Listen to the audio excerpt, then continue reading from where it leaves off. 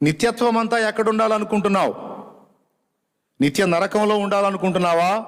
నిత్య జీవంలో ఉండాలనుకుంటున్నావా? నిర్ణయం నీదే. నేనేం తాడుగట్టి లాక్కరాలేనుగా. ఆ మాట కానీ దేవుడు చెప్పినట్టయితే దారి కాసి దొరికినల్లా తీసుకెళ్లి నీళ్లలో ముంచి వదిలేవాడిని బయటికి.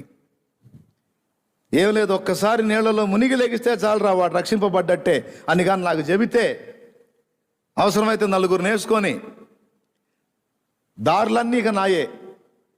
వచ్చిన వాళ్ళ ఆపటం, రంబులో ముంచడం, పంపించటం. నన్ను దన్నినా పర్వాలేదు, చంపినా పర్వాలేదు, ఆ పని చేద్దును. కానీ ఒప్పుకోలా దేవుడు అట్లా. వానికై వాడే తెలుసుకోవాలి, తనకై తనే రావాలి, తను పాపినని ఒప్పుకోవాలి. నేను నా బతుకును నాకు అసహ్యం అని చెప్పాలి. నాకు యేసు నా రక్షకుడు, నా కోసం ప్రాణం పెట్టాడని ఒప్పుకోవాలి. వచ్చి బాప్తీసం పొందాలి, అప్పుడే రక్షణ అన్నాడు. నిత్యత్వం అంతా ఎక్కడ ఉండాలనుకుంటున్నావు? నిత్య జీవంలోనా, నిత్య నరకంలోనా? నరకం అంటే కొంతమంది సినిమాలు చూశారు, పాత సినిమాలు కొత్త సినిమాలు అన్నీ చూసి ఆ సినిమా హీరోలు ఆ వేషాలు వేసుకొని ఓవర్ యాక్షన్ చేస్తే వీళ్ళు అట్ట ఫీల్ అవుతున్నారు. వెధవాయులు ఎట్లా ఫీల్ అవుతున్నారు తెలుసా? నరకం అంటే ఏం లేదంట.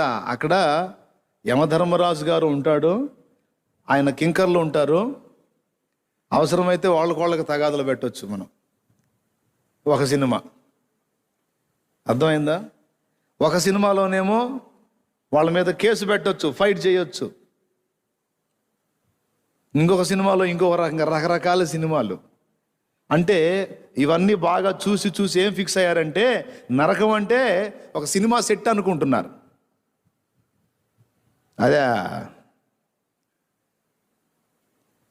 దేవుని వాక్యం గంభీరంగా చెబుతుంది. నువ్వు అలానే అనుకోరా, అనుకో, అట్టనే ఫిక్స్ అవు, అలానే అనుకో. నరకమున వారి అగ్ని ఆరదు, పురుగు చావదు అనే భయంకరమైన హెచ్చరిక చేసింది వాక్యం. 10 సంవత్సరాలు బయటపడదామని ఒక దిక్కుకు ఈదితే అంతు దొరకదు. 10 సంవత్సరాలు బయటపడదామని మరో దిక్కుకి ఈత కొడితే అంతు దొరకదు.